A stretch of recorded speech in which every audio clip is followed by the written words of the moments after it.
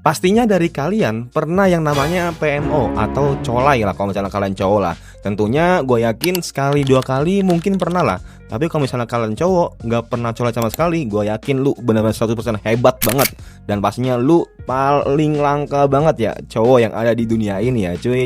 Tapi kembali lagi, kenapa sih kalau misalnya kita nganggur ya? Mungkin teman-teman di sini banyak lah yang punya waktu kosong karena mungkin habis dari PHK, atau nggak mungkin lagi nunggu kerjaan, atau nggak mungkin lagi nunggu interview.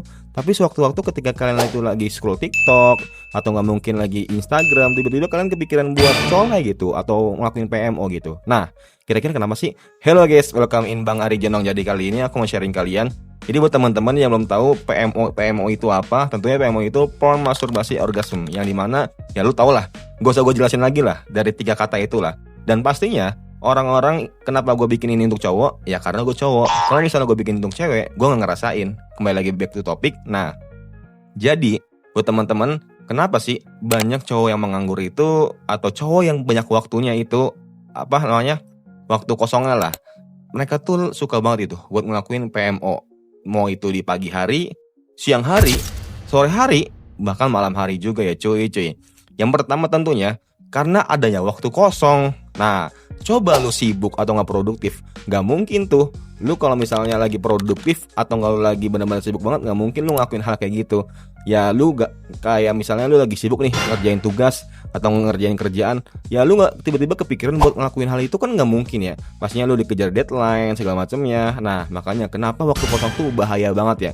Bahkan kalau misalnya lu agama Islam, pastinya dari dulu, dari zaman Nabi itu gak pernah dianjurin kalian itu untuk waktu kosong.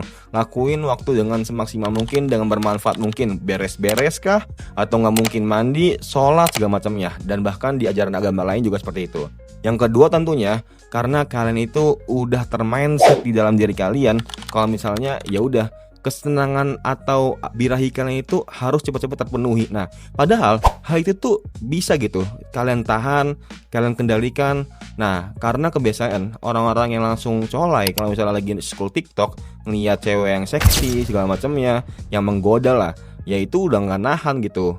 Nah, inilah pentingnya untuk mengontrol hawa nafsu. Dan ya emang susah sih kalau misalnya teman-teman belum terbiasa. Tapi gue yakin kalau misalnya lu terbiasa karena kesibukan, karena kerjaan, atau kegiatan-kegiatan yang bermanfaat, gue yakin lu pasti bisa lah untuk meninggalkan hal kayak gituan.